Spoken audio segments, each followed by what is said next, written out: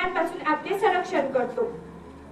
परंतु मानवी क्रियाकल्पांमुळे हा थर नष्ट होत आहे आणि हा थर जर नष्ट झाला तर आपल्याला त्वचेचे कॅन्सर, डोळ्यांचे आजार आणि पर्यावरणावर मोठे नुकसान होते।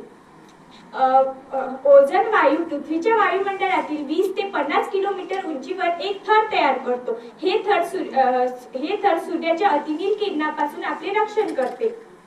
1985 मध्ये ओझोन वायूमध्ये छिद्र पडल्याचे आढळले। हे मुख्यतः मानवनिर्मित रसायनामुळे झाले असं म्हटले जाते। याला क्लोरोफ्लोरोकार्बन असे म्हटले जाते।